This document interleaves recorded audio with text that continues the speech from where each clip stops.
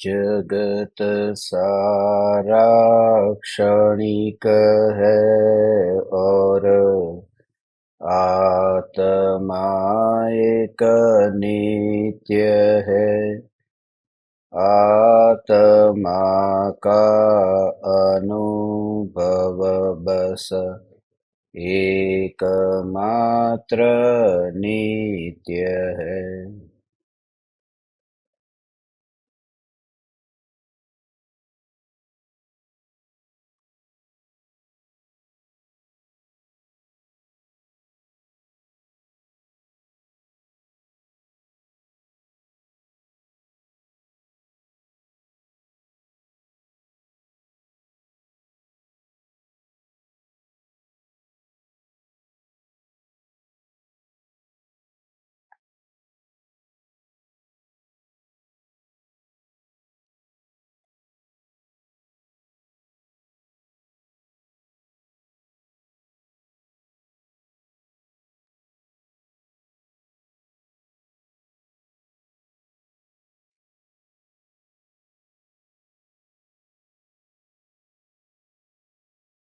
चैतन्य स्वभावी भगवान आत्मा अनादि अनंत शुद्ध चैतन्य मात्र है। ज्ञान मात्र है। मैं शुद्ध चैतन्य मात्र, ज्ञान मात्र भगवान आत्मा हूँ।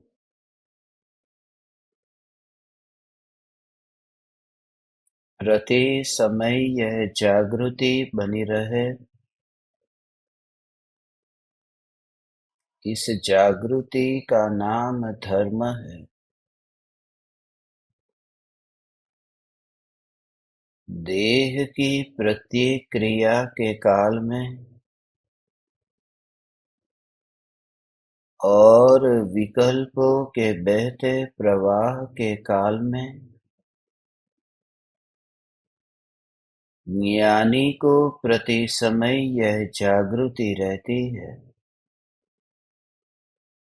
कि मैं चैतन्य तत्व इस देह की किसी भी क्रिया में और विकल्पों के बहते प्रवाह में कहीं भी मिला नहीं हूँ। ऐसा शुद्ध चैतन्य तत्व मैं हूँ।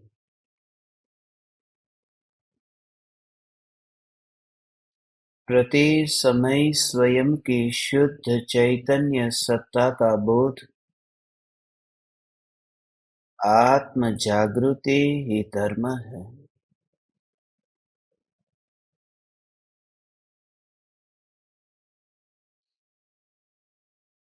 चैतन्य तत्व की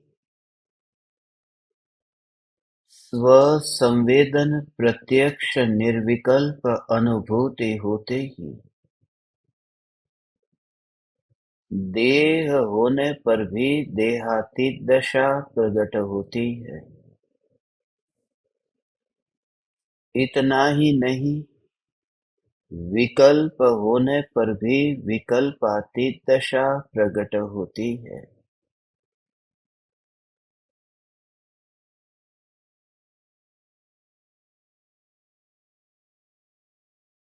यद्यपि देह भी आत्मा नहीं है और विकल्प भी आत्मा नहीं है, फिर भी देह ज्ञेय है और विकल्प हेय है। चैतन्य परमात्म तत्व परम उपादेय है। सात तत्व के विभाजन में हमने सुना है कि ये देह है, ये अजीव तत्व है और अजीव तत्व को छोड़ना नहीं है। अजीव तत्व तो मात्र ज्ञान का ज्ञेय है। मगर आत्मा में जो मोह राग द्वेष के विकारी भाव उत्पन्न होते हैं, जो आत्मा को पूर्ण निर्विकल्प होने में बाधक बनते हैं, ऐसे रागादि विकल्पों को हेय कहा है। इसलिए सुना है न कि काया की उपस्थिति में केवल ज्ञान हो सकता है, मगर अनंतानुबंधी माया की उपस्थिति में आत्मज्ञान भी नहीं हो सकता। अतः देह की क्रिया से विरोध किए बिना जो रागादि विकारी भाव है, उन भावों को दूर करने का प्रयास करना चाहिए, क्योंकि वे हेय है। यह भाव भी तब तक आता है जब तक आंगन की ओर ध्यान जाता है। आज हम उस तत्व को समझने का प्रयास करेंगे कि जिस तत्व की यथार्थ समझ होते ही आंगन का विकल्प कैसे छूट जाता है। परिणामों के चक्र में ये ध्रुव धाम, ये चैतन्य सत्ता कहीं जाती नहीं है, क्योंकि इस सत्ता के स्वभाव में गति नहीं है, परिवर्तन नहीं है। इसलिए ये सत्ता अनंत पर्यायों के विमुख रहने पर भी इस सत्ता को कुछ भी नहीं हुआ। अनंत पर्याय ध्रुव से विमुख रही, मगर जहां सत्ता है वहां सन्मुख और विमुख ऐसा भेद ही नहीं है। मात्र सत्ता सत्ता सत्ता होना मात्र। जब तत्व विचार चलता है तो विचार से उपयोग तभी हट जाता है जब विचार के साथ में यात्रा करता हूं ये भाव मर जाता है। अभी ये विचार चल रहा है, मैं कर नहीं रहा हूं, ये विचार चल रहा है। मेरा विचार है भविष्य में एक अद्भुत आयोजन करने वाला हूं। ये विचार मुझे आज सुबह से आ रहे हैं।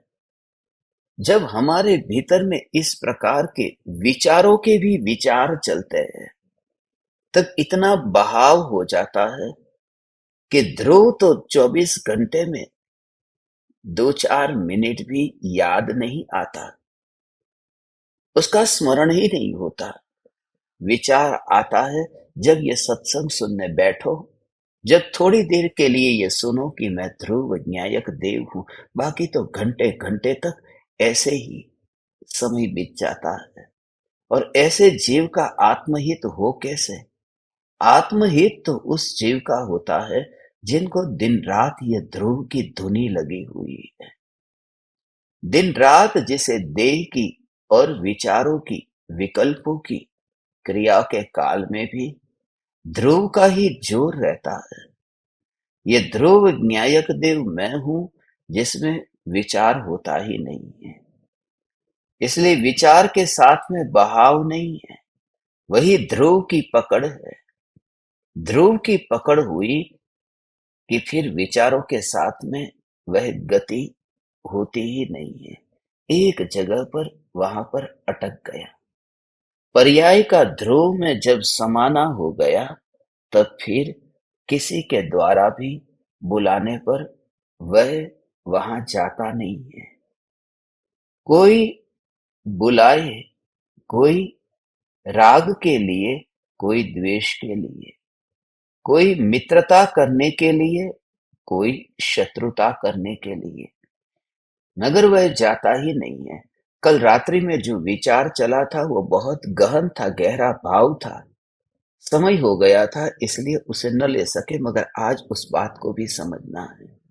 जब ध्रुव न्यायक देव में, ये चैतन्य सागर में डुबकी लगती है, तब डुबकी लगते समय वह व्यक्ति जैसे अंदर गया, उस समय उसमें कर्तृत्व नहीं है कि ये जो समुद्र की गहराई में जाने की जो ये क्रिया है, उस क्रिया का मैं करता हूं। जैसे हवा बहती है, हमें ऐसा नहीं लगता ने कि ये हवा को मैंने बहाया है, और बहती है ये तुम जानते हो या नहीं जानते हो। मैं आपसे कहता हूं, सुनते सुनते उसका भाव ग्रहण करो। जैसे हवा बहती है, मगर ये भाव नहीं आता। हम खुले मैदान में बैठे हैं और हवा का स्पर्श हो रहा है, इतनी तेजी से हवा बह रही है, अनुभव हो रहा है कि हवा बह रही है, मगर मैं बहा नहीं रहा। हवा की गति कितनी, मगर ट्रेन की पटरी पर जब ट्रेन चलती है, तब भी तो देखा कि ट्रेन चली। विमान चलता है, विमान को देखा, मगर विमान को चलाने नहीं गया ने। एक तो चलना और उसे चलाने के लिए जाना, ये दोनों अलग अलग है। मगर हवा की बात इसलिए कहता हूं क्योंकि ट्रेन की गति हो रही है, मगर उस ट्रेन की स्पर्शना तो मैं नहीं हो रही। विमान की गति को तो देखा है, मगर उसका अनुभव नहीं हो रहा है। ये हवा जो बह रही है, उसमें गति भी है और एक स्पर्शना भी है, अनुभूति भी है। तो पर्यायों का जो परिणमन होता है, उस पर्यायों के परिणमन के काल में अनुभूति रूप जब परिणमन होता है, तब अनुभूति रूप उस परिणमन में उपयोग जब परिणमित होता है, भगवान आत्मा को जानने के रूप परिणमित होता है। ये हवा परिणमित हो रही है, ये हवा का परिणमन है।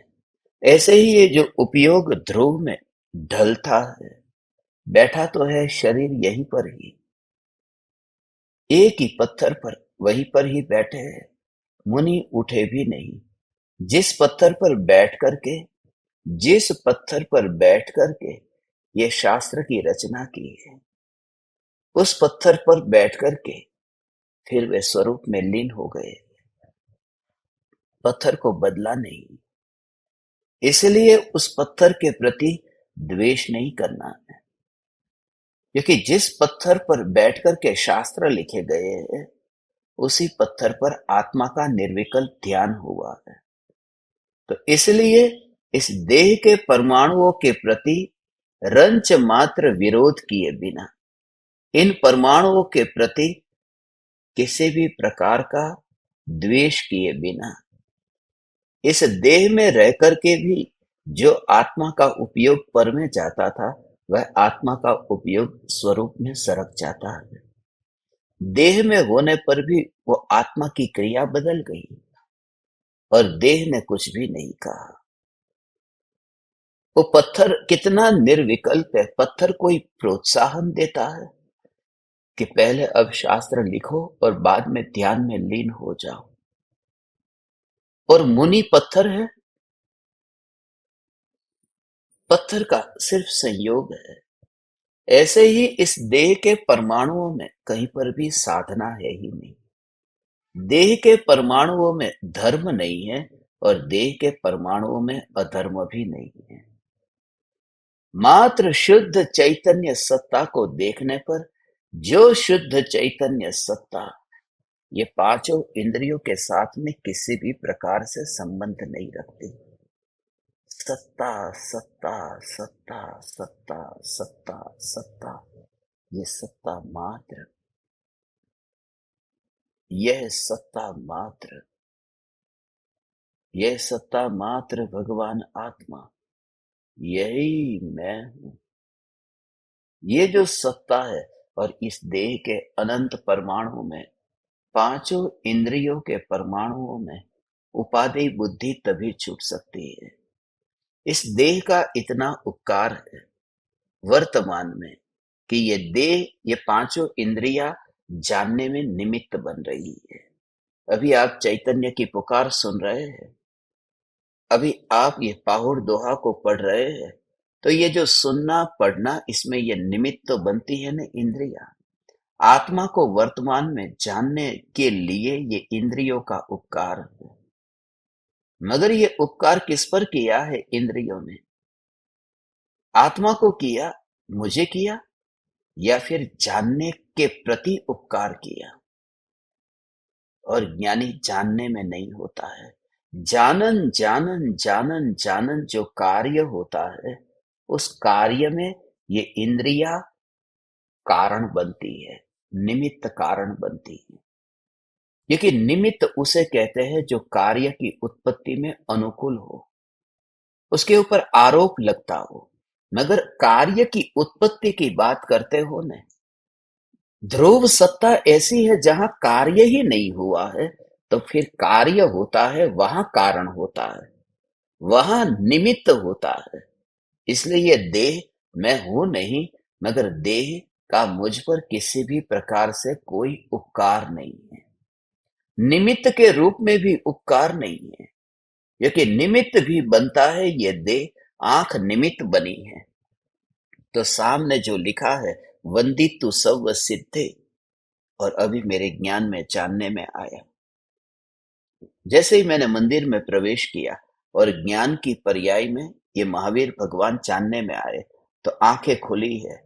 ज्ञान की पर्याय से ये महावीर भगवान, ज्ञान की पर्याय में महावीर भगवान जानने में आ रहे हैं। आंख निमित्त बन रही है। मगर सम्यक दृष्टि को, जैसे महावीर भगवान वहां दूर दिखाई देते हैं, ऐसे ही ये आंख भी दूर ही दिखाई देती है। और आंख ही नहीं, ये महावीर भगवान है। ऐसा जो जानने का कार्य हो रहा है, ये कार्य भी बाहर दिखता है। महल के बाहर ये परिणमन दिखता है, और भीतर में ध्रुव का जोर ऐसा होता है कि मैं ऐसा ध्रुव चैतन्य परमात्मा, यही यही मैं हूं कि जो इस परिणमन में नहीं आता। इसलिए ये इंद्रियों का मुझ पर उतना भी उपकार नहीं है। निमित्त के रूप में कहने मात्र का भी उपकार नहीं है। और जो ये देह भला नहीं करता, तो ये देह बुरा भी कैसे करेगा? अब मुझे जानना है। अब यहाँ मेरी आंखें कमजोर हो गई, आंखें फूट गई। अब मैं महावीर भगवान को नहीं जान पा रहा हूं। ये शरीर धोखेबाज है। इस शरीर ने किसी को साथ नहीं दिया। ये शरीर नियम से जीर्ण शीर्ण होने ही वाला है। ये शरीर ऐसा ही है, स्वभाव ही इसका ऐसा है। तीर्थंकरों का शरीर न टिका, तो ये क्या टिकेगा? ऐसे ही ये देह की असारता को जानो। मगर ये असारता को जानने में तुम्हें लगेगा बहुत बड़ा काम तुम कर रहे हो, मगर तुम बड़े भ्रम में हो।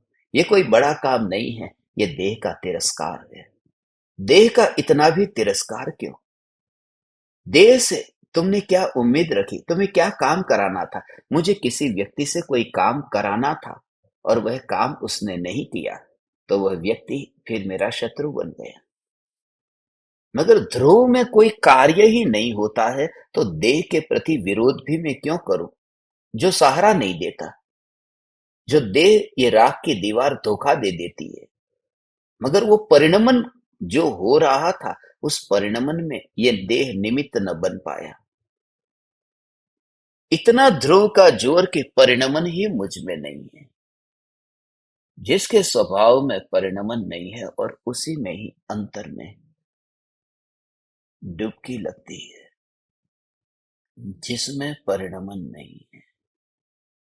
डुबकी लगती है, अर्थात पर्याय, पर्याय की योग्यता ऐसी पक जाती है। पर्याय की काल लब्धि ऐसी पकती है। पर्याय परिपक्व हो जाती है। और पर्याय जो परिपक्व हो जाती है, उस पर्याय के परिपक्व होने में इस ध्रुव का कोई भी कोई भी उपकार नहीं है, कोई भी अपकार नहीं है। ऐसा ये ध्रुव चैतन्य सत्ता मात्र भगवान आत्मा कैसे निर्विकल्प निर्विकल्प निर्विकल्प निर्विकल्प निर्विकल्प निर्विकल्प सत्ता, ये निर्विकल्प सत्ता, उसमें मैंने क्या किया?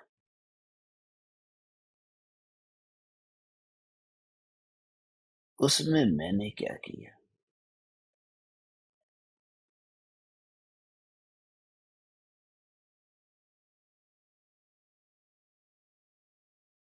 वो पर्याय का परिणमन है।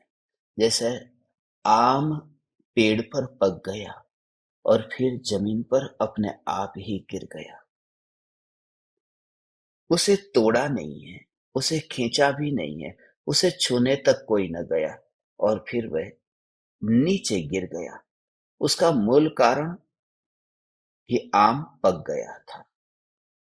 जब इतना परिपक्व हो जाता है उपयोग, जब परिणति इतनी परिपक्व हो जाती है, तो सहज ही वह ढल जाती है स्वरूप में। और जो जमीन है, उस जमीन ने तो उस आम को पकाया नहीं है ना। जमीन कैसी निर्विकल्प है। जमीन ने उसे कहा कि आजा आम, मैं तेरा ही इंतजार कर रही थी। जमीन कुछ बोली, कुछ करती है, वह कैसे रहती है। सिर्फ जमीन की एक तुम अनुमान लगा करके एक कल्पना तो करो कि जमीन के ऊपर जब ऊपर से आम गिरता है तो जमीन क्या करती है और कैसी उसकी सत्ता और अस्तित्व है। ये ध्रुव जो अनादि अनंत में परमात्मा हूं, जो पर्याय इधर ढलती है, कच्ची नहीं परिपक्व होकर के अंतर्मुख होती है, उस समय भी ज्ञानी को ऐसी जागृति है कि मेरे निकट कोई आया ही नहीं है। यदि आम जमीन पर गिरने से वह मिट्टी हो जाता तो पृथ्वी कहती कि कोई आया मेरे पास में, मगर वह आम तो आम रहा न, पृथ्वी तो नहीं बन गया न। तो जो उपयोग अंतर्मुख होता है, वह पर्याय जो अंदर में ढलती है, वह ढलने के कारण ध्रुव तो नहीं होती है न। वह ढलने पर भी वो पर्याय पर्याय ही रहती है न। इसलिए जब मेरे पास में कोई आता ही नहीं है, फिर उसका परिणमन जैसा हो ऐसा हो, फिर फर्क नहीं पड़ता। कोई शिकायत नहीं रहती। क्या पृथ्वी कभी शिकायत करती है कि यह आम अब तक क्यों नहीं पका है? तुम निराश हुए बिना इस ध्रुव के जोर से ही तत्व विचार करो कि मैं ऐसा ध्रुवधाम चैतन्य परमात्मा हूं, ऐसा ध्रुवधाम चैतन्य परमात्मा हूं कि जहां सहज ही पर्याय द्रव्य के सन्मुख होती है और फिर भी द्रव्य कुछ भी नहीं करता।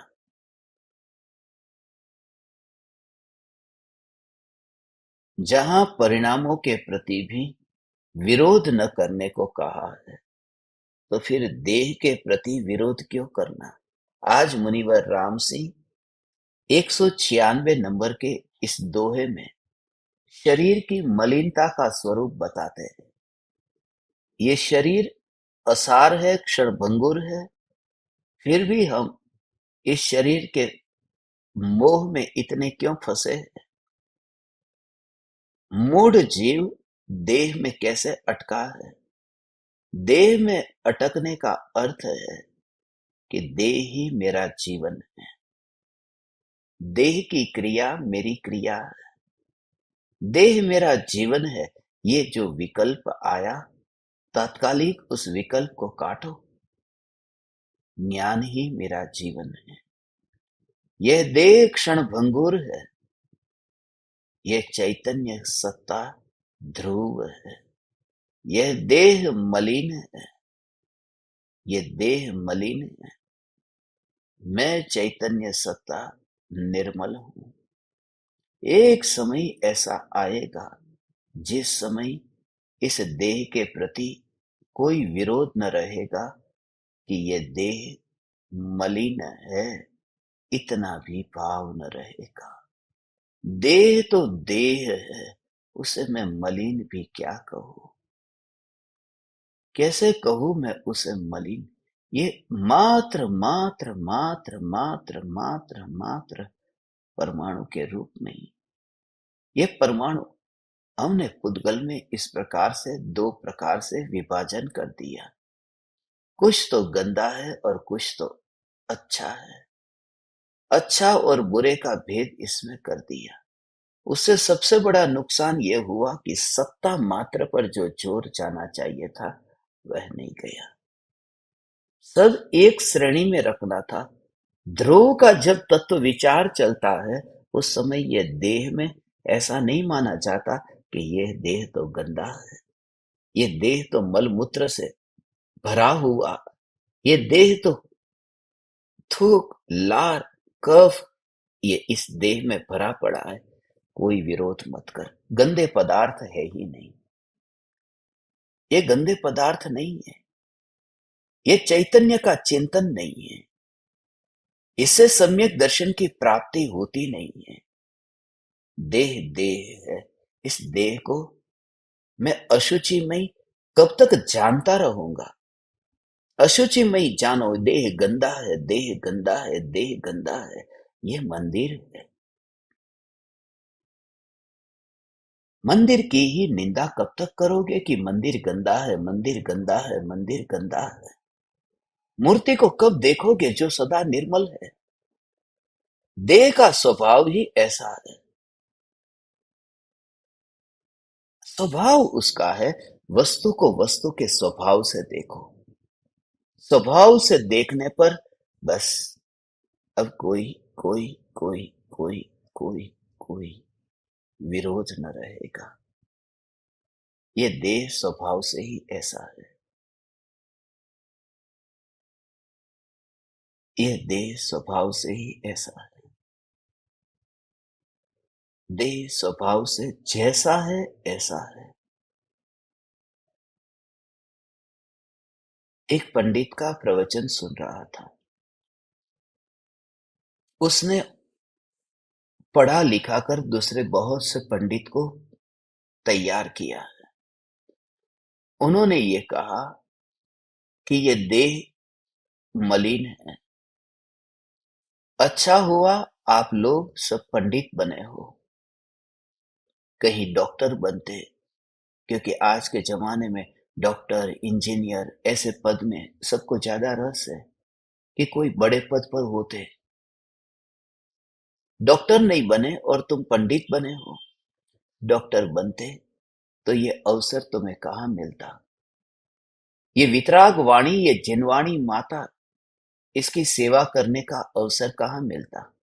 डॉक्टर बनते तो किसी के मल मूत्र का उसकी जांच करते, पैथोलॉजी में देखते हैं ना, मल मूत्र को, फिर किसी के मूत्र की बोतल भी उठाना, उसमें हाथ लगाना, मूत्र की जांच करना, मल की जांच करना। धन्य है कि तुम इन सब से बच गए हो, तुम पंडित बन गए हो। गंदे गंदे इन पदार्थों की जांच करने में अपना समय बर्बाद नहीं किया। ठीक है, ठीक है, मगर जो डॉक्टर है, जो ये मल मूत्र की जांच करते हैं, गंदे गंदे पदार्थों की जांच करते हैं, उनका क्या? क्या उनका जीवन व्यर्थ में खत्म हो गया? मैं इस देह के परमाणुओं को मल मूत्र मल मूत्र मल मूत्र कह करके इसे निंदित नहीं करता, मैं इसे देवालय कहता हूं। ये देवालय है जहां देव वास करता है। इस देह को किसी भी प्रकार से हीन न देखो, सिर्फ इतना देखो कि ये देह चैतन्य नहीं है। उसके अंदर कब तक, मरते दम तक उसमें जाएंगे, वही विचार करते रहेंगे, इसमें थूक है, कफ है, लार है, इसमें क्या क्या भरा हुआ है। जो है सो है, मगर कब तक उसी की ही चिंतन, उसी में ही अपना समय बर्बाद करना है। और वही पंडित जब थोड़ा सा भी कफ हो जाता है, उसी डॉक्टर के पास में पहुंच जाता है। थोड़ी सी भी तबीयत खराब होती है कि डॉक्टर की केबिन में ही दिखाई देता है। ये बोलना बहुत आसान है। मैं कहता हूं, देह के परमाणुओं के प्रति तुम निरीक्षण करने कहता हूं कि ये हाथ को देखो, शरीर को देखो। देखने को इसलिए कहता हूं कि उसमें ज्ञान नहीं है। ऐसा मत देखो, अरे ये खून, अरे ये चमड़ी, अरे ये बदबू वाली चमड़ी, अरे ये गंदी चमड़ी, अरे इसमें मल भरा है। तो आचार्य कुंदकुन देव के शरीर में भी मलमूत्र ही भरा था और कुछ नहीं था। उनके शरीर में भी मांस, खून और हड्डियां ही थी और कुछ नहीं था। देह को देख करके तुम देह के ही मलिनता, अशुचिमय, गंदे इस स्वभाव को कब तक विवेचन करोगे? वरना तुम वितरागता को उपलब्ध नहीं हो सकते। जिन्होंने भी केवल ज्ञान पाया है, आपने सुना है ना, 12वें गुणस्थान में शरीर में वो जो निगूढ़ या जीवों का मरना हो जाता है, और शरीर जो औदारिक शरीर है उससे परम औदारिक शरीर बन जाता है। 12वें गुणस्थान के प्रथम समय से लेकर के केवल ज्ञान की प्राप्ति तक की ये प्रक्रिया होती है। तो उस समय ये जो शरीर के निगोद या जीव उसमें मरने लगते हैं, मगर श्रेणी तो 8वें गुणस्थान से शुरू हुई थी। श्रेणी की पूर्व तैयारी तो सातिशय अप्रमत्त वीरत गुणस्थान से ही हो गई थी, और वहां से जो श्रेणी की शुरुआत हुई है, तब तो ये देह गंदा ही था न। मगर ये देह गंदा, ये गंदा वाला शब्द निकाल दो। इसलिए मैंने कल आपसे कहा था न कि स्त्रियों का शरीर जो गंदा होता है, स्त्रियों का शरीर गंदा है, गंदा है। स्त्रियों का शरीर गंदा है, उसमें स्त्री जिम्मेदार नहीं है अकेली, उसमें पुरुष भी जिम्मेदार है। क्योंकि स्त्री का शरीर ऐसे अकेली स्त्री से नहीं बन गया था। स्त्री का शरीर बना था तब स्त्री का बाप भी था और माँ भी थी। उस स्त्री के शरीर में पुरुष के परमाणु भी है, और उस स्त्री के शरीर में स्त्री के परमाणु भी है। अकेली वो माँ ने स्त्री को जन्म नहीं दिया था। शरीर की रचना हुई थी तब पापा का, उसके बाप का वो परमाणु भी अंदर मिला था कि नहीं? वो मिला हुआ ये मिश्रण है। अकेली स्त्री पर कभी भी आरोप मत लगाना कि ये स्त्री गंदी है। उसका जब मैं एनालिसिस करूंगा तुम्हें पता चलेगा, तुम्हारे कान के कीड़े निकल जाएंगे कि आज तक हम ये क्या मानते थे, क्या समझते थे। किसी भी स्त्री में अकेली स्त्री नहीं है, उसमें पुरुष का इतना ही बड़ा हाथ है जितना स्त्री का। ये स्त्री, ये शरीर जो है, ये शरीर कोई अकेले नहीं बना है। और मैं आपसे कहूं, ये तो मंदिर है, मंदिर है। मंदिर के प्रति विरोध नहीं करना है। एक बात ऐसी है, ये जीता जागता मंदिर है, जीता जागता मंदिर। जब शरीर की रचना होती है तो रचना कैसे होती है? काम के विकार के भाव से देह की रचना होती है। शरीर की रचना काम के भाव से होती है, इसलिए सबसे अंत में जो भाव छूटता है वह काम का भाव छूटता है, क्योंकि उसी से ही यह देह बना हुआ है। आज मंदिर का जो कारीगर है, छोटे से छोटा व्यक्ति है जिसने मंदिर का निर्माण किया। आध्यात्मिक साधना केंद्र में जो मंदिर बना, उस समय हमने मंदिर बनाने वाले जो छोटे छोटे कारीगर भी थे, उनका भी सभी का सम्मान किया और सभी का भ्रम तोड़ डाला कि ये छोटे होते ही नहीं। इन्होंने मंदिर का निर्माण किया, कुछ लोगों ने रुपये दिए हैं, मगर इन्होंने अपने प्राण डाले हैं यहाँ पर, दिन रात मेहनत की है। मंदिर बनाने वाला है न, और उसका भाव कितना ऊंचा भाव है। जो मंदिर बनाने वाला जो भाव है, उस भाव को तो हम ऊंचा भाव कहते हैं। उस भाव को ऊंचा भाव कहते हैं जो संगमरमर की दीवार को बनाता है, और वो भाव से बनाता है। तो जो भाव से मंदिर बना, उस भाव को हम शुभ भाव कहते हैं। तो ये देह भी तो शुभ है, ये देह शुभ है, ये देह शुभ है। बहु पुण्य केरा पुंज थी, शुभ देह मानव नो मळ्यो। शुभ देह मिला है न, खून मांस हड्डी, ये तो कृपालु देव ने नहीं कहा न। कृपालु देव की दृष्टि इतनी विराट दृष्टि है। कृपालु देव पंडित नहीं है, कृपालु देव निंदक नहीं है। कृपालु देव इस देह को इस दृष्टि से देखते हैं, और ऐसा नहीं स्वच्छंदी होने के लिए। कृपालु देव की दृष्टि बहुत बहुत विराट है। वो कहते हैं ये देह शुभ है। और माता पिता को जो काम विकार का भाव आया न, वो क्या है? वो भाव क्या हो गया? वो मंदिर बनाने का भाव हो गया। बच्चा पैदा करने का भाव ये मंदिर के निर्माण का भाव है। अरे काम का भाव तो बुरा भाव है, ये खतरनाक भाव है। मंदिर के निर्माण का भाव, ये मंदिर के निर्माण का भाव है। जितनी भी धारणा और जितनी भी बुराइयां उन भावों के प्रति हमने कर दी है, मैं तुम्हें आगम के प्रमाण और अनुभव से ये कहूंगा, और कृपालु देव उसके लिए साक्षी होंगे। ये देह के प्रति विरोध क्यों करना, ये देह के प्रति विरोध क्यों करना, और इस देह के निर्माण में जो काम का विकार का भाव है उसको भी इतना इतना चढ़ाना बढ़ाना क्यों? इसलिए मुनि उस पर जोर ही नहीं देते। मुनि का पूरा जोर है वह ध्रुव सत्ता पर है, ध्रुव सत्ता पर है। नव्य गुणस्थान में वह जो मुनि को वेद का उदय होता है, वो शरीर तो है ना वहां पर, नव्य गुणस्थान, नव्य गुणस्थान तक। तो वो जो भाव है, कभी क्रोध का भाव, कभी मान का भाव, कभी काम का भाव, ये जो भाव है, उन भावों के प्रति इतनी निंदा अभी मत करो। उन भाव, प्रकृति में ये व्यवस्था है कि वे भाव पहले छूटते ही नहीं है। सबसे पहले छूटा तो मिथ्यात्व छूटा, काम नहीं छूटा। इसलिए 24 प्रकार के जो परिग्रह है, उन परिग्रहों में भी मिथ्यात्व सबसे पहला परिग्रह, मिथ्यात्व परिग्रह, उसको सबसे पहले लिया है।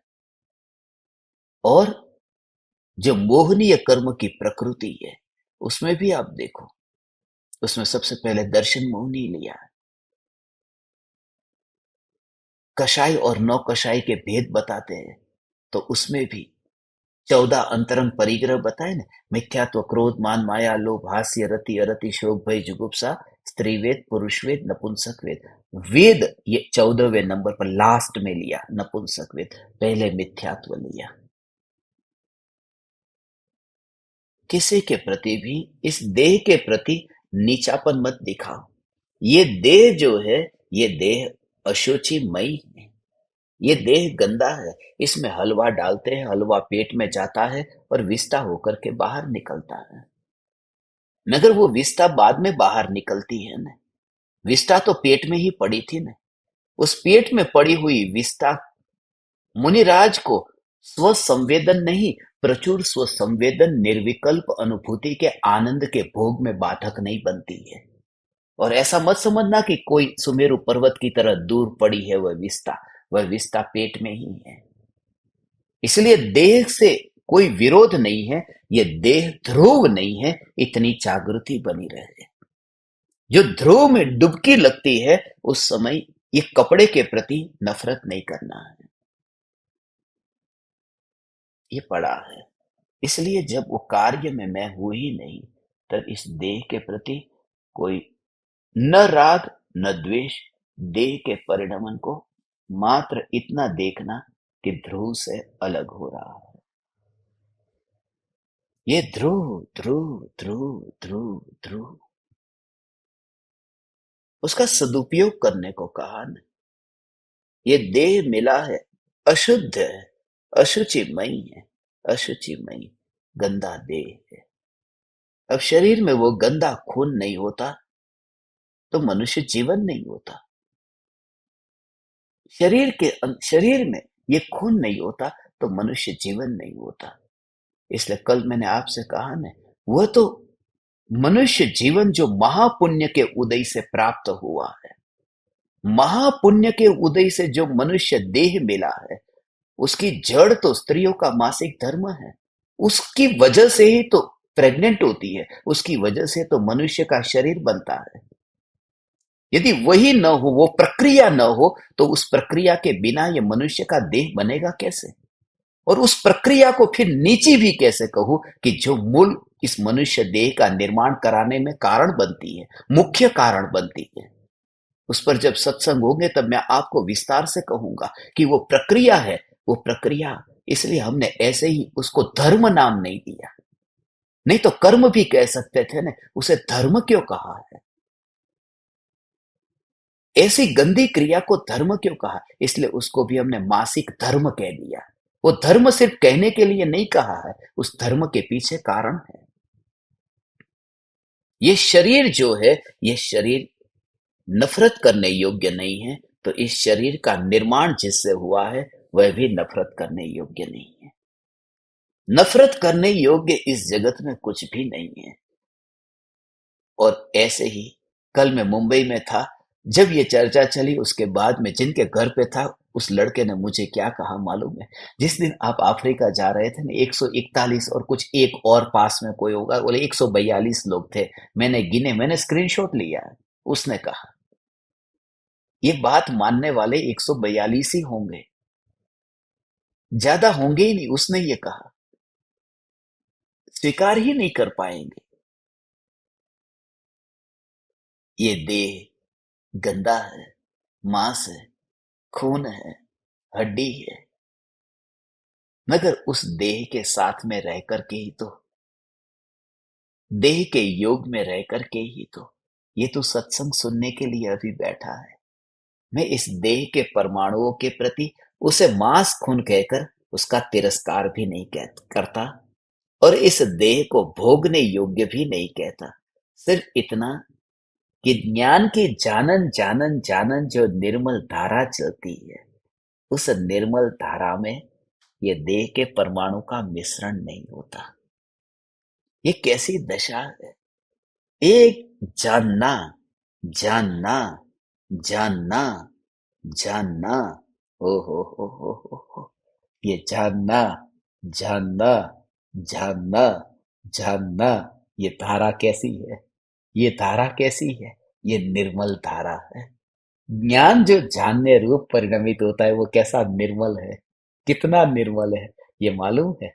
सामने महावीर भगवान की मूर्ति है, तो मैंने महावीर भगवान को देखा, इन आंखों से देखा नहीं, इन आंखों से देखा नहीं। यहाँ तो मांस है, मगर जो जानना हुआ है, ये महावीर भगवान 24वें तीर्थंकर की जय हो। ये जो जानना हुआ है, ये मांस के परमाणुओं के साथ में अंदर जाकर के हुआ कि अलग हुआ? वह ज्ञान की पर्याय निर्मल है या मलिन है, जो जानने रूप परिणमित हुई है? इसका मतलब क्या हुआ कि जो ज्ञान की पर्याय जानने रूप परिणमित होती है, उसमें मांस का कण नहीं आया है। नहीं तो मांस तो गंदा है, मांस तो अशुचि है।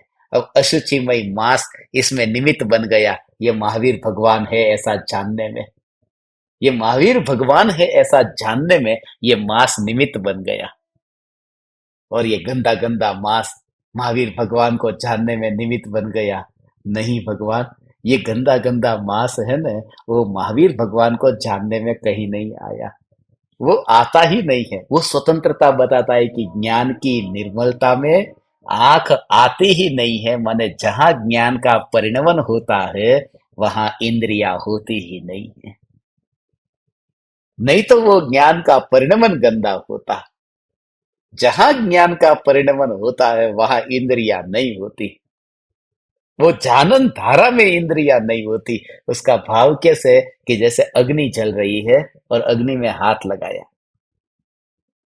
तो लगते ही जैसे गर्म का अनुभव हुआ। वहां पर ऐसा ही लेना, ऐसे ही लेना, जैसे आंख के माध्यम से महावीर भगवान को जान रहा है, तो उस ज्ञान के परिणमन में आंख कहीं पर भी नहीं है, ज्ञान निर्मल है।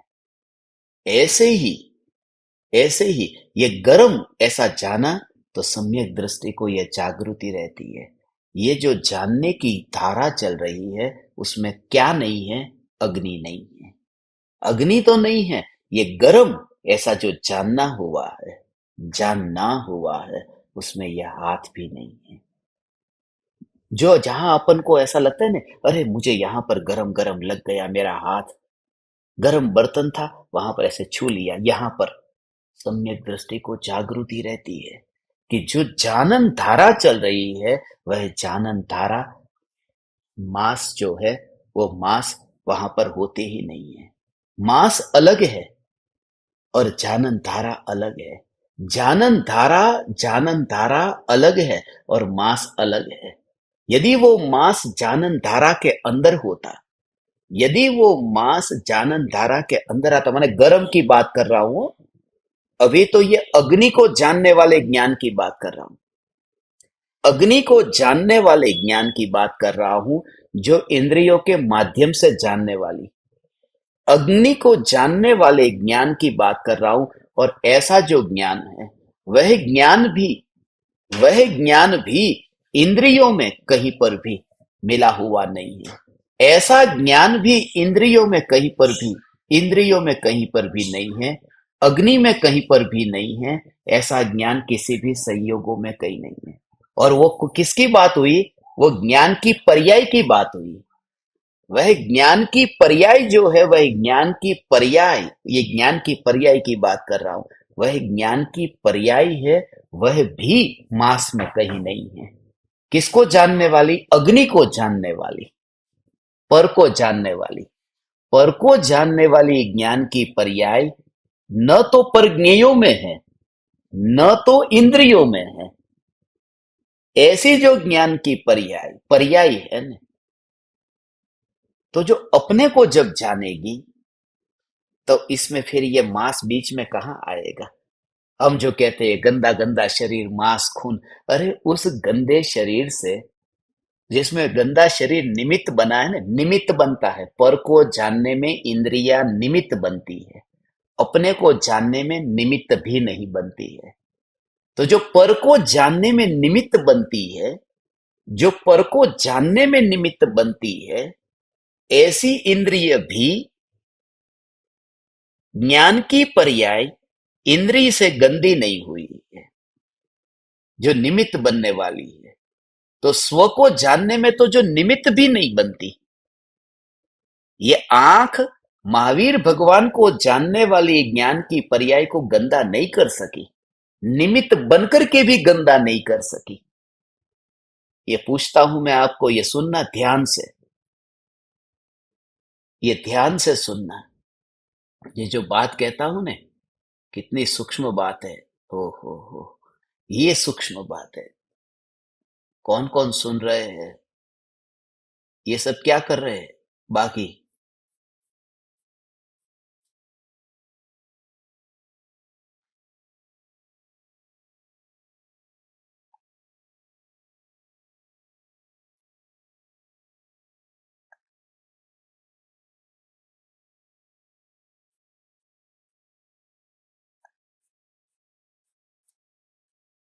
हाँ,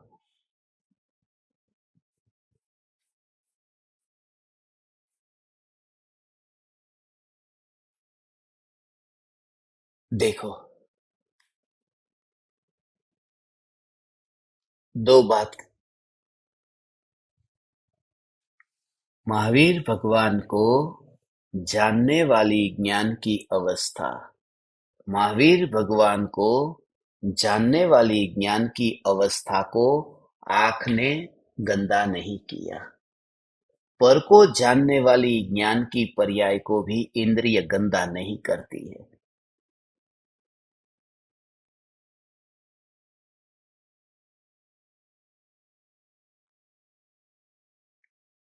दूसरी बात, वह जो पर को जानने वाली ज्ञान की पर्याय, उसको भी आंख ने, मांस ने, ये आंख माने मांस खून वगैरह जो भी, उसने गंदा नहीं किया। दूसरी बात कि इंद्रिया जो है, वह ज्ञान के परिणमन में जाकर के ज्ञान को जड़ नहीं बना देती।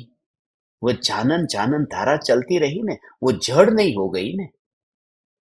यहाँ पर आंख होने पर भी आंख में जानना नहीं आया, और ज्ञान की जानन धारा में आंख की जड़ता नहीं आई। ये कैसी बात है? ज्ञान की जानन धारा में आंख की जड़ता नहीं आती, और आंख में ज्ञान की जानन धारा नहीं जाती। ऐसा पर को जानने के काल में ऐसा स्वतंत्र स्वरूप है ज्ञान के जानने का और ये आंख का। तो जब अंतर्मुख होता है ज्ञान, अंतर में ढल जाता है ज्ञान, वो जो डुबकी की बात कही कि डुबकी, ओ हो, जब किनारे पर था ना मैं, जब मैं किनारे पर था, तब मैंने किसी के साथ में हाथ नहीं मिलाया। जब किनारे पर मैं था, तब मैंने किसी के साथ में हाथ नहीं मिलाया था। और ऐसा मैं व्यक्ति जब सागर में डुबकी लगाऊंगा, तब वो किनारे पर लोग जो है उनको हाथ मिलाने जाऊंगा। जब मैं पर के साथ में ये ज्ञान की पर्याय जब महावीर भगवान को जानती है, तब भी आंख से मिलती नहीं है। जब पर में है, तब भी वो आंख से मिलती नहीं है। तो जो ज्ञान फिर अंतर में ढलेगा, जो अंतर में ढलेगा, वो आंख से कैसे हाथ मिलाएगा? आंख का संपर्क कैसे होगा? और जब वो अंदर में डुबकी लगी और हाथ मिलाने भी नहीं गया वो व्यक्ति, और फिर वो व्यक्ति उसके बारे में अब निंदा करे कि वो गंदा है, वो वैसा है, वो वैसा है, वो ऐसा है, वो ऐसा है। भाई तुझे अंदर में गहरी डुबकी का असली भाव नहीं पता है भगवान। ये डुबकी तुझे लगी होती तो उसकी बात ही तो न करता। मैं आपके दिमाग में जितनी भी धारणा है, उन धारणाओं से मुक्त करने के लिए कहता हूं कि देह अशुचिमयी है, अशुचिमयी है, अशुचिमयी है। 12 भावना में अशुचिमयी कहाँ में? वो अशुचिमयी, अशुचिमयी, अशुचिमयी इसलिए नहीं कहा कि तू जिंदगी उस अशुचि अशुचि अशुचि में बिता दे। ओ हो। उसमें तो संसार भावना भी बताइए कि नहीं? तो संसार संसार संसार संसार करता रहे, चिंतन संसार का भी। 12 भावना में संसार भावना है तो क्या संसार का चिंतन करने के लिए 12 भावना में संसार है? 12 भावना में संसार भावना भी है ना। संसार भावना है क्योंकि संसार का स्वरूप जो है वो ध्रुव में नहीं है। ऐसे ही अशुचि भावना जो है, वो अशुचि भावना तो लिखी ने, अशुचि भावना तो ज्ञानी ने लिखी ने। क्यों लिखी, क्यों लिखी? अशुचि का ही विचार आता है तुझे। तुझे ये विचार नहीं आता कि शौच धर्म भी ज्ञानियों ने लिखा है। धर्म के 10 लक्षण में शौच धर्म जो है वह अज्ञानियों ने नहीं लिखा। ये शरीर गंदा है, इसको गंदा किसने बताया? और ये देह की गंदगी इतनी है न, उस वजह से ही बस सम्यक दर्शन कैसे मैं पाऊं, ऐसे गंदे देह के साथ में रह करके। इस गंदे देह में, इस गंदे देह में क्यों इतनी प्रीति करना? तो स्वर्ग का देह ऐसा गंदा नहीं होता तो फिर ये कहना चाहिए कि स्वर्ग के देव देवी जो कर रहे उसमें कोई दोष नहीं है। लेकिन वहां तो ऐसा गंदा देह होता ही नहीं है। बात देह के गंदे पने की नहीं है, बात यह है कि जानन धारा में ये परमाणु आते ही नहीं है। तो फिर मैं क्यों फिक्र करूं? वो जानन जानन जानन धारा का अंदर में वो स्वरूप समझना है। तब जाकर के तेरी साधना है ना वो स्वर्ग में कंटिन्यू रहेगी। नहीं तो फिर यहाँ का कोई अलग टॉपिक पड़ा होगा कि गंदे देह को छोड़ दो, गंदे देह को छोड़ दो, गंदे देह को छोड़ो। और स्वर्ग में जाएगा कि अरे कहाँ है वो गंदा देह? साधना तो उसका नाम है कि देह के बदलने पर भी वो धारा टूटती नहीं है भगवान। ऐसा ये देह का अंदर में जानन जानन जानन धारा से बिल्कुल अलग रूप है ये परमाणुओं का। ये परमाणु मेरे अंतर में कहीं पर भी अनुभव में नहीं आते। और बीच में परमाणु कहीं पर भी पूरा आत्मा है ना। अंदर में ज्ञान ज्ञान ज्ञान ज्ञान ज्ञान ज्ञान ज्ञान ज्ञान ज्ञान ज्ञान ज्ञान ज्ञान ज्ञान, ये धारा चलती है। असंख्य प्रदेश। इसका थोड़ा भाव थोड़ा समझो। ये आंख है ने, ये आंख का ऊपर का भाग, ये आंख का बिल्कुल ऊपर का भाग है ये। और उसके अंदर भी ज्ञान है। ज्ञान आत्मा के शरीर जहां जहां पर है, ये असंख्य प्रदेशों में व्याप्त है ना। तो यहाँ सब जगह आत्मा है, आत्मा। तो अंदर जो आत्मा है, मैं अपनी उंगली अंदर लेकर के नहीं जा सकता हूं ना। इसलिए तुम्हें समझाने के लिए कि अंदर जो आत्मा है, आंख के पीछे भी अंदर अंदर अंदर, तो वहां पर भी महावीर भगवान को जान रहा है कि नहीं जान रहा है ज्ञान? वह ज्ञान जड़ नहीं है। तो यहाँ जो बीच में ये परमाणु आते हैं, ये परमाणु के होने पर भी वे परमाणु कुछ भी नहीं करते और महावीर भगवान को जानने रूप परिणमन हो जाता है। ये देह कहीं पर भी बाधक नहीं बनता है, जानने के कार्य में कहीं भी बाधक नहीं बना। पर वस्तु पर आरोप लगाना ये अपने स्वभाव की गैर समझ को बताता है।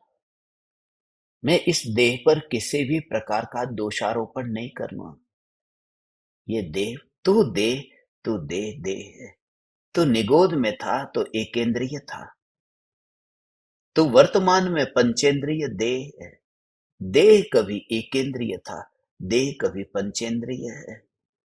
मगर वो धारा जो जानन जानन जानन जानन जानन जानन, वह एकेंद्रिय है कि पंचेंद्रिय है? वह एकेंद्रिय है कि पंचेंद्रिय है? कि अरे भगवान, वो एकेंद्रिय भी नहीं, पंचेंद्रिय भी नहीं, वह जानन धारा तो अतीन्द्रिय है। वो अतीन्द्रिय है। ये जानन धारा अतीन्द्रिय है। अतीन्द्रिय है ऐसा जब कोई कहता है ना, मुझे लगता है कि एक चाकू लेके वो प्रहार करने गया जानन धारा पर। जानन धारा पर प्रहार करने गया। एकेंद्रिय भी नहीं है, पंचेंद्रिय भी नहीं है, और अतीन्द्रिय भी नहीं है। क्योंकि अतीन्द्रिय अतीन्द्रिय कह के भी अतीन्द्रिय में भी इंद्रिय को याद तो कर लिया ना उसने। जो जानन जानन जानन रूप परिणमित होती है, उसमें इंद्रिय का नाम भी बीच में क्यों आना चाहिए?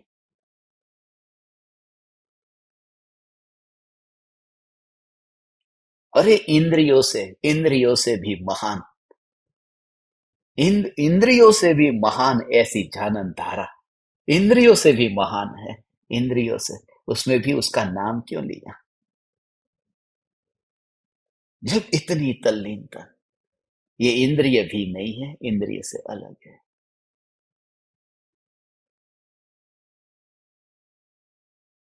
ये भाव तुम समझो। ये जो पति पत्नी के सामने खड़ा रह करके ऐसे ही सिर्फ देखे, बस देखे, तब तक पत्नी को अच्छा लगेगा। मगर उसे ऐसा कहे, तू ऐश्वर्या राय से बिल्कुल न्यारी है, तो माधुरी दीक्षित से अत्यंत न्यारी है,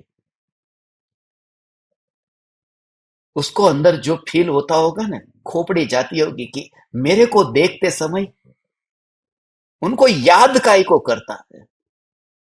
अरे मैंने ये थोड़ी कहा कि वो तेरे से अच्छे हैं, मैं सिर्फ इतना कहता हूं कि तू न्यारी है। न्यारी है, न्यारी कहने में भी याद तो कर लिया ना। ये जानन धारा जो चल रही है, जानना जानना जानना, इंद्रियों से न्यारा जानना, ये अपमान है भगवान। ये चाको घुसाने जैसा हो गया। मेरा अंतर में जो जानन जानन जानन जानन जानन जानन धारा रूप ये जो कार्य हो रहा है, इसमें बस हो रहा है। ओहो,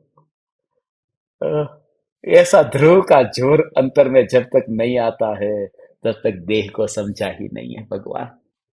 आत्मा को तो नहीं समझा, देह को भी नहीं समझा। ओहो, ज्ञान की बात ज्ञान में है, वो ठीक है। ओ हो, कैसा ये स्वरूप है भगवान। ये गंदा गंदा गंदा, ये गंदा देह है। तो फिर कुछ भी तुम खाओ, कुछ भी खाओ, और सम्यक दर्शन पालो। कुछ भी खाने वाले को सम्यक दर्शन होता है क्या? होता है। कुछ भी खाएं तो सम्यक दर्शन हो सकता है, कोई फर्क नहीं पड़ता। कितना झूठा भोजन जो करता है उसको सम्यक दर्शन हो सकता है। मैं तुम्हें स्वच्छंदी बनाने के लिए नहीं कह रहा हूं, मैं तुम्हें ध्रुव का जोर जो होता है ना, उसका देह के साथ में कनेक्शन नहीं होता है। वो ध्रुव की महिमा ऐसी है, ध्रुव की महिमा ऐसी है, ऐसी ध्रुव की महिमा,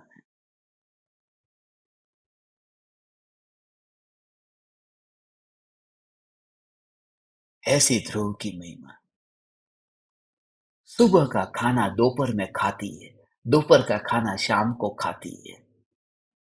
कैसे सम्यक दर्शन होगा? तूने जो खाया है, जो पेट में पड़ा है, 2 दिन तक कब्ज हो गया था, जा नहीं रहा था, फिर तूने फिर कुछ दवाई लेकर के फिर उसको निकाला, बड़ी मुश्किल से वो कचरा पेट में से निकला। और तुमको ये बताऊं ना, मैं खाने को नहीं कहता, मैं खाने को नहीं कहता, मैं तुम्हें वो स्वरूप की बात करता हूं कि ऐसा जो गंदा कचरा निकला और सुअर ने खाया।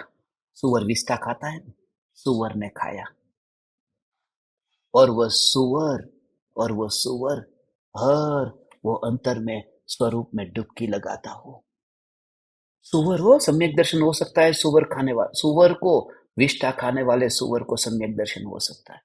उसका भोजन है, तुम्हारा भोजन जैसे हलवा है, उसका भोजन विष्ठा है। वो कोई हलवा बनाने के लिए ऑर्डर नहीं देगा कि चलो जब तक हलवा नहीं आएगा तब तक सम्यक दर्शन कैसे पाऊंगा। मैं तुमसे ये कहता हूं कि ध्रुव का जोर संगनी पंचेंद्री विचार करने की क्षमता है न, तो फिर दूसरे पर द्वेष क्यों करता है। हमारे घर में तो बासी बासी खाना लोग खाते हैं, गंदा गंदा खाना खाते हैं, कितने दिन पुराना खाते हैं। तो द्वेष मत कर, किसी के प्रति द्वेष मत कर। प्रत्येक प्रत्येक आत्मा को परमात्मा से देखना। वो जो संगनी पंचेंद्रिय, उसकी जो कंपलसरी जो रिक्वायरमेंट है वो उसके पास है कि नहीं है।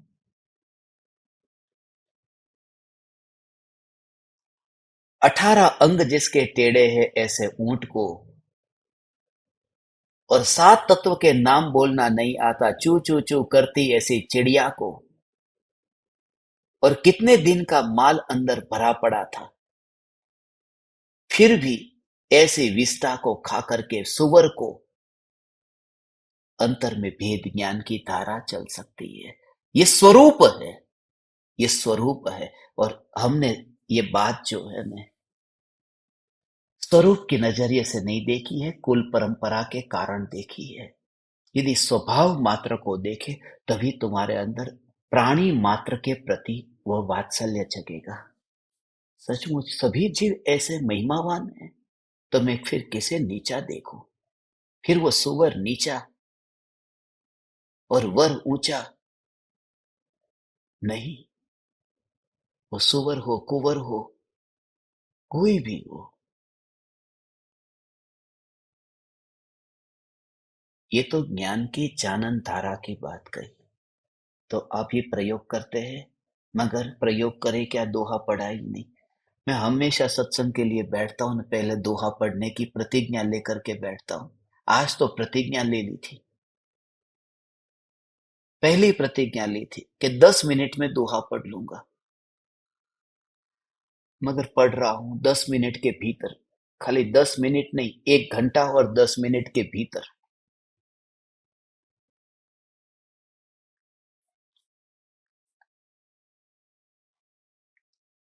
दोहा है,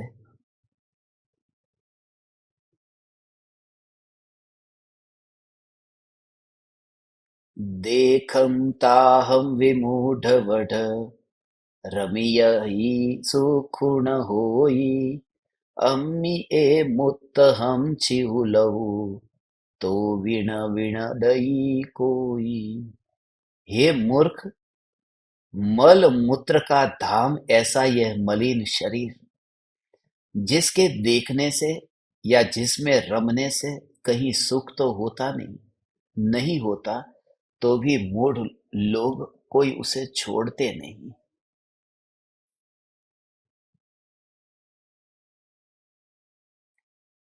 अब छोड़ो, ये मल मूत्र कोई छोड़ते नहीं।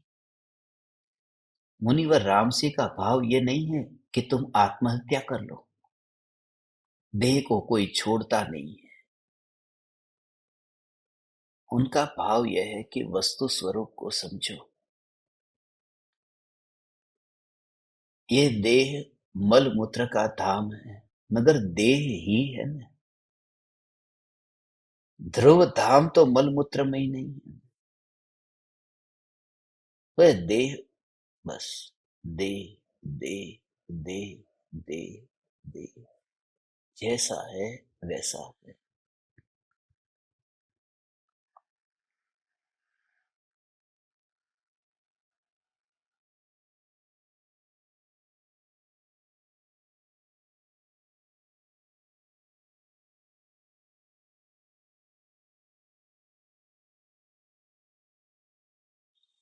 जैसा है वैसा है।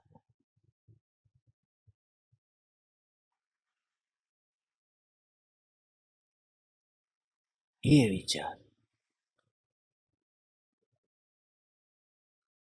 सोमालिया में मोगाडिशु में जो नेशनल म्यूजियम है, आज सुबह ही मुझे समाचार मिला, उस नेशनल म्यूजियम में बम विस्फोट हुआ और पूरा नेशनल म्यूजियम उड़ा दिया गया। और पूरी तरह से आज सुबह ही मुझे समाचार मिला। जहां पर मैं परसों था, उस समय पहला भाव तो मुझे जो आया वह ये आया कि विस्फोट हो गया। उस विस्फोट के समय मैं वहां पर नहीं था। तो पहले ही कितना, ये समाचार तुम सुनो ना, अभी तुम सुन रहे हो और मैं तुम्हें कहूं कि मैं नेशनल म्यूजियम में हूं और अभी थोड़ी देर में विस्फोट होगा, तो कैसा भाव आएगा। भाव भाव में फर्क पड़ जाता है ना, कि चलो मैं अपने घर में बैठा हूं और वहां जो हो गया सो हो गया। वो तुम्हें एहसास हो कि कैसा, तुरंत ही तात्कालिक कैसा भाव होता है। उसकी तस्वीरों को तुम देखो, मेरे पास में तस्वीर आई, तुम चौंक जाओगे कि क्या हो जाता है पल भर में।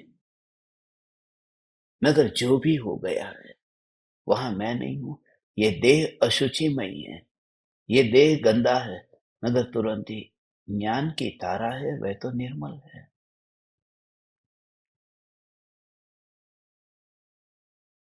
उसकी निर्मलता का प्रमाण यही है, ये कि ज्ञेय झलकते रहते हैं। एक समय की पर्याय, एक समय के लिए भी पर्याय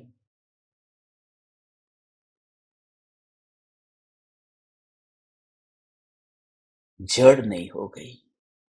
ये ज्योति कभी धुआं नहीं बन गई, प्रज्वलित। और जहां पर विकृति है वहां मैं हूं ही नहीं, क्योंकि मेरा अस्तित्व यहाँ टिका हुआ है। मृत्यु आने से पहले यदि कोई जीव इस बात को समझ ले, तो बुढ़ापे में ये हर एक बच्चे से लेकर के बूढ़े तक सभी के अंदर ये संस्कार डालने की जरूरत है। और आज के जमाने में खास खास ये संस्कार डालने की जरूरत है। ये गंदा गंदा गंदा गंदा गंदा गंदा कह के ही, लेकिन जब तुम बूढ़े होोगे, जब तुम्हारे बेटे को तुम्हारा मलमूत्र साफ करना होगा, तब वो घृणा का भाव, ये मैं नहीं कर सकता। मगर ये देह का ही स्वरूप है। सिर्फ इतनी जागृति कि शरीर शरीर का काम करेगा, शरीर शरीर का काम करेगा। और बस ये जानन धारा गंदी नहीं हो रही है, बस ये धारा गंदी नहीं हो रही है, ये देखना हो रहा है। वहां जो बम फूटा है, वहां जो गोला बारूद जो आज सुबह हुआ, और मेरी आंख अभी ये देख रही है, ये देखती है आंख, और देखती हुई भी ये आंख में कण न गिरा। बस ऐसे ही देखना कि ये शरीर बुढ़ापे में शरीर अशक्त होगा। अभी सभी का अक्सर 10 साल 20 साल में ऐसा शरीर हो जाएगा। ये भगवान एक अपूर्व अपूर्व ये गुरु मंत्र है, ये परम गुरु मंत्र है। सजात्म स्वरूप सर्वज्ञ देव परम गुरु, ये मंत्र कुछ भी नहीं है, ये महामंत्र है। ये नमोकार मंत्र से भी महान मंत्र है। यही मंत्र है, ध्रुव ध्रुव ध्रुव ध्रुव ध्रुव ध्रुव ध्रुव। ये ध्रुव ध्रुव ध्रुव ध्रुव, ये ध्रुव का मंत्र है। और उस समय ही बिल्कुल ही तुम ऐसे ही बस, कोई कहेगा नहीं, कोई रिएक्शन तुम्हारा ना होगा, कोई आएगा तो तुम आशीर्वाद नहीं देते। बेटे के सिर पर हाथ रखने के लिए अब देह में शक्ति नहीं है। महावीर भगवान के सामने भी हाथ जोड़ने की शक्ति नहीं है, मगर तू ऐसे ही बेड पर लेटा है। मैं ज्यादा नहीं कहता, 10 साल 20 साल, जैसे लोग आप मेरे सामने बैठे हो, आप सभी की अधिकांश साधकों की उम्र को देख करके 10 साल 20 साल के बाद ये शरीर ऐसा होगा, ये भी ज्यादा से ज्यादा। तो ऐसी स्थिति में गंदा होगा।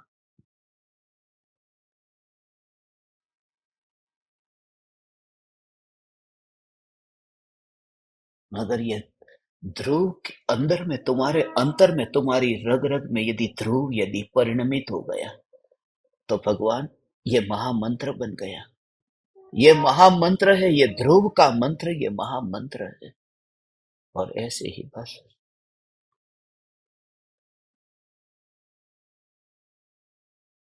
इसी को कोई मुझे बुलाना मत,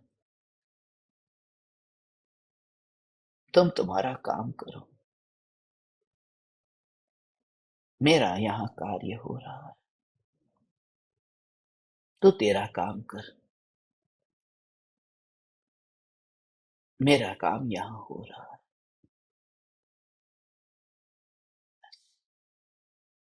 बस ये इतना सूक्ष्म भाव है उसका। तू तेरा काम कर, देह देह का कार्य करता है, देह देह का कार्य करता है, उसे कुछ नहीं कर सकता, सिर्फ बस अपने घर में। आज सुबह ही एक ऑफिसर से मेरी बात हो रही थी, मुझे कुछ काम था।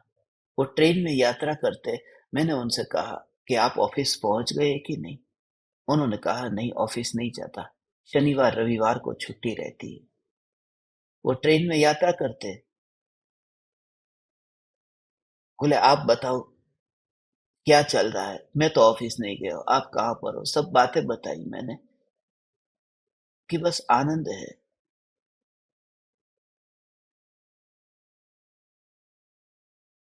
बोले भूखे प्यासे रह करके कितने दिनों तक, क्योंकि वो उन्होंने प्रवचन सुना अमेरिका में जब था, साउथ अमेरिका में, सेंट्रल अमेरिका में उस समय।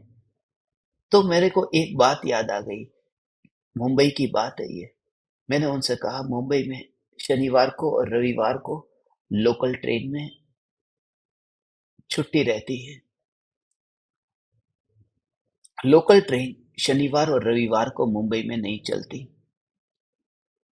तो चौंक गए। मैंने बोला थोड़ी देर पहले तो आप कह रहे थे कि छुट्टी है। उन्होंने कहा मेरी छुट्टी है, मैं घर पे बैठा हूं, मगर ट्रेन थोड़ी मैं रोकने जाऊंगा। वो महाराष्ट्र की सरकार उसका काम करती है ना, वो सरकार सरकार का काम करती है, ट्रेन तो चलती रहती है, मैं अपने घर में बैठा हूं। तो मैंने उनको यही आज सुबह कहा, ट्रेन को रोक नहीं सकते तुम, मुंबई की लोकल ट्रेन चलती रहती है, सिर्फ तुमने इतना काम कर लिया कि तुम ट्रेन में न बैठे और घर पर बैठे रहे। तो उनका रिटायर्ड होने का टाइम है। मैंने कहा कि जब शरीर में भी ऐसा होगा कि कल जाकर के शरीर में ऐसी ऐसी बीमारी पैदा होगी कि वहीं पर ही मलमूत्र छूट रहा है, यहीं पर ही अब शरीर शरीर का काम करता है। डायबिटीज बढ़ गया है, ब्लड प्रेशर बढ़ गया है। अब ब्लड प्रेशर बढ़ रहा है, खून इतना दौड़ रहा है शरीर में, नॉर्मल से ज्यादा अब नॉर्मल होकर के खून दौड़ रहा है। उस समय मैंने उनको कहा ट्रेन रविवार शनिवार को बंद नहीं होती, ट्रेन तो चलती रहती है, तू अपने ज्ञान चैतन्य चैतन्य चैतन्य में ही निवास कर।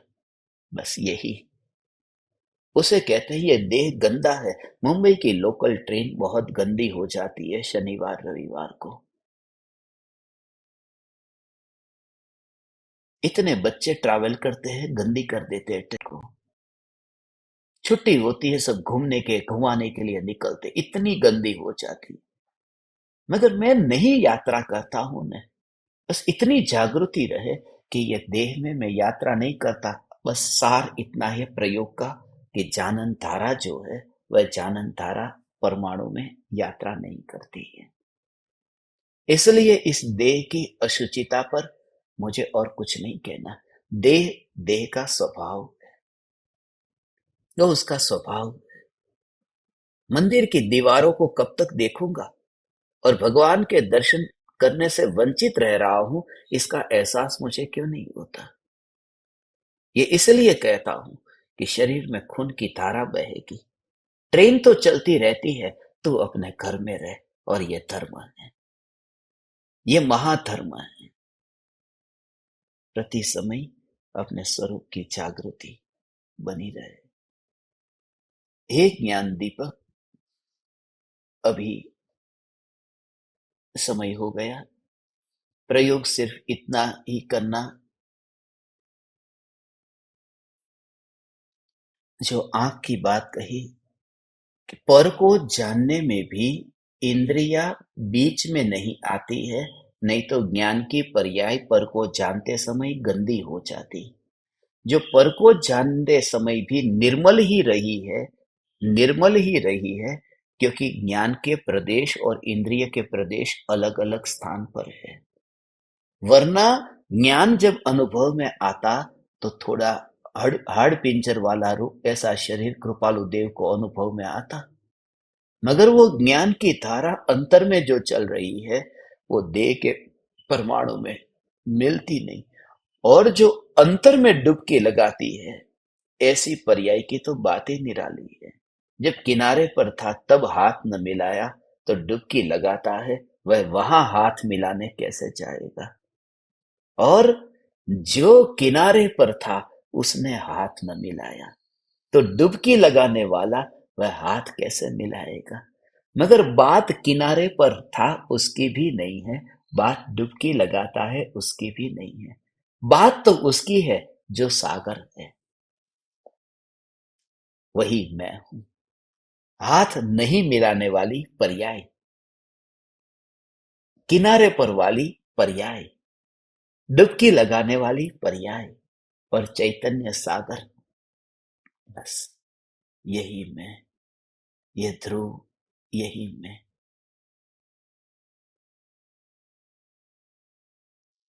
कल सुबह रविवार है और मैं आपको मैसेज भेजूंगा ज्ञान दीपकों के। कल अपना दीपक कनेक्शंस ध्यान प्रयोग के लिए बहुत लंबा टाइम हो गया ना, तो उसके लिए अपन मिलेंगे।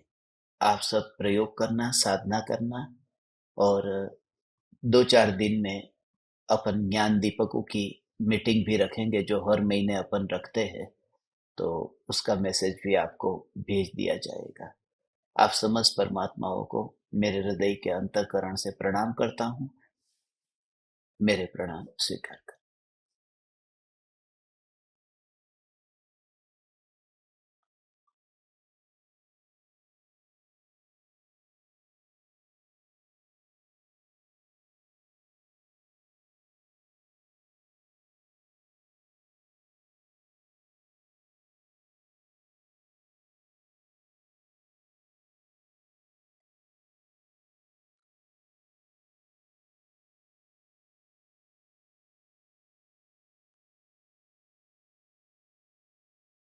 अहो अहो श्री सद्गुरु करुणा सिंधु अपार, इस पामर पर प्रभु किया अहो अहो उपकार, अहो अहो उपकार। देह सहित जिनकी दशा वरते देहातीत, उन ज्ञानी के चरण में हो वंदन अगणित, हो वंदन अगणित।